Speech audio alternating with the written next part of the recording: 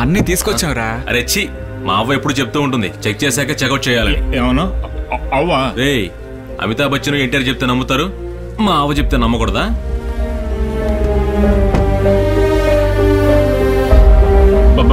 బండుడా త్వరగా రారా. వస్తానరా. వస్తున్నాడులే. ఏంట్రా వీడు ఇంత హుషారుగా ఉన్నాడు? Good habit. ఏడిసాడు. అక్కడికి వెళ్ళి ఓసీలో ఇచ్చిన సోపు, పేస్ట్, షాంపూ, కండిషనర్ ఇవన్నీ కొట్టుకొచ్చేస్తాడు చూడు. ఓరి వెదవా. అరే, దీన్ని ఇక్కడే వదిలేసానా? 10,000 రూపాయలు రెంట్ తీసుకుంటున్నారు, ఇవన్నీ ఇక్కడ ఎందుకు వదిలేసి వెళ్ళాలి?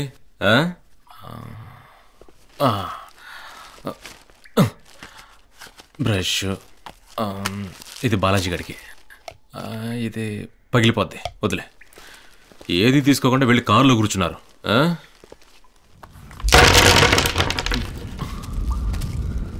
పచ్చ పొట్టేసి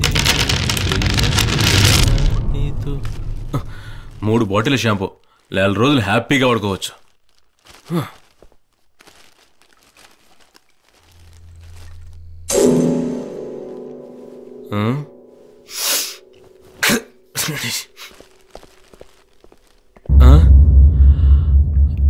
లైట్లన్నీ ఆన్ చేసే కదా వెళ్ళాం.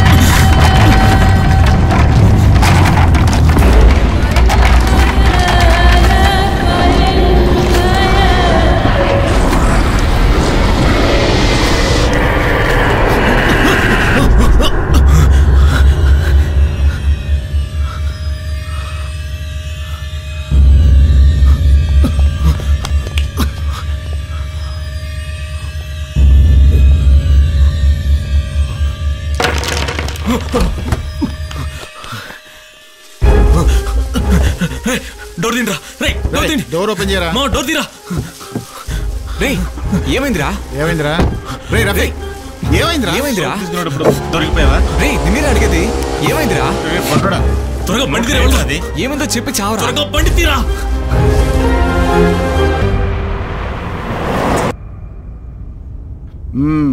ఇప్పుడేరా నీ మొహం టూర్కి వెళ్ళే మొహంలో వెలిగిపోతోంది. టూర్ మొహం ఓ మొహం ఉంటుందా? అడుగు మామ. నువ్వు ముందు చూసి నడపరా. లాస్ట్ టైం మనం టూర్కి వెళ్ళి ఒక 1.5 year అయి ఉంటుందా? చివరిసారి రామ్తో వెళ్ళాం కదా. రామ్ గురించి ఏం మాట్లాడుతుంటా?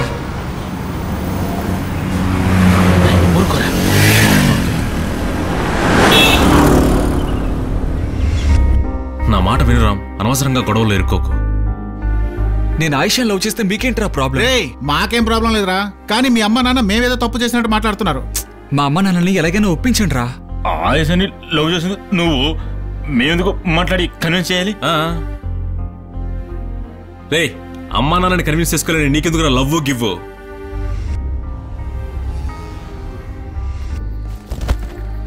మామా, ఆయిషా నీకోసం అరకవేళలో వెయిట్ చేస్తోంది. నువ్వు ఆయిషా కొంతకాలం కలిసి ఉండండి. అప్పుడే నువ్వు ఆయిషాని ఎంత సీరియస్ గా లవ్ చేస్తున్నావో మీ వాళ్ళకి అర్థమవుతుంది. ఆయిషా ఒంటరిగానే ఉంటుంది. రే, ఆయిషా సొంత ఊరు అరకేరా, వాళ్ళ ఇల్లు అక్కడే ఉంది. పైగా నా గెస్ట్ హౌస్ కూడా అక్కడే ఉంది. అందువల్ల మీకు ఎలాంటి ప్రాబ్లమో ఉండదు.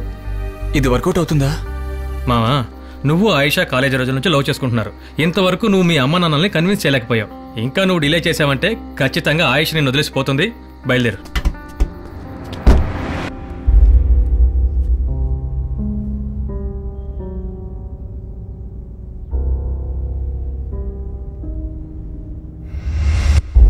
ఇప్పుడు సంతోషం అంటారా మీకు?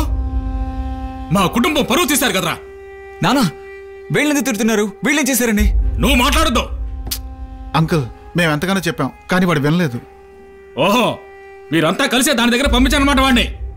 అయ్యా అంకుల్, మేం కాదు, అరవింద్ గాడే. అయితే వాడిని వెళ్ళి తీసుకురామని చెప్పండి. వాడు చెప్తే వినే రకం కాదు అంకుల్. రేయ్, రామ్ ఎక్కడున్నాడో నీకు ఒక్కడికే తెలుసు, మర్యాదగా చెప్పు. మా అమ్మకైతే సీరియస్ అంటున్నావు. అసలేంట్రా నీ ప్రాబ్లం? చెప్తే వినవా నువ్వు? రేయ్ సరే, ఇప్పుడు అమ్మకి ఎలా ఉందో చెప్పు.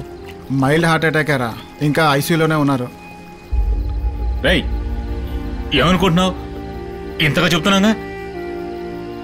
రామ్ని ఆయిషాని కలిపే బాధ్యత నాది. అమ్మా నాన్నని నేను ఎలాగైనా ఒప్పిస్తాను. నన్ను నమ్మరా? మరింకేంట్రా, అమ్మా నాన్నలతో మాట్లాడతానంటున్నాడు. అన్న అండగా ఉండగా నీకేంటి భయం? రేయ్ నేనెలా రా? నేను చెప్తున్నానుగా. చెప్పేది వినండి రా. లే, రా వెళ్దాం. ముందులే లే. రేయ్ ఏవరా? రేయ్ చెప్పేది వినండి రా. పదరా. పద.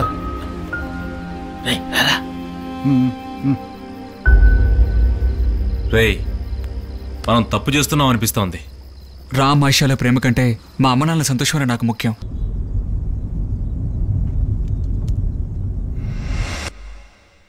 ఎందుకు అమ్మకి సీరియస్ అని అబద్ధం చెప్పి నన్ను రప్పించారు? నువ్వు పారిపోతే ప్రాబ్లం సాల్వ్ అవుతుందా? సరే, ఇప్పుడు నన్ను ఏం చేయమంటావు? వెళ్ళి అమ్మా నాన్నలతో మాట్లాడు. వాళ్ళని కన్విన్స్ చేయడానికి ట్రై చెయ్యి. నువ్వింత పిరికివాడేవని ఆయిషాకి తెలిసిందంటే తను నిన్ను వదిలించేసుకొని వెళ్ళిపోతుంది.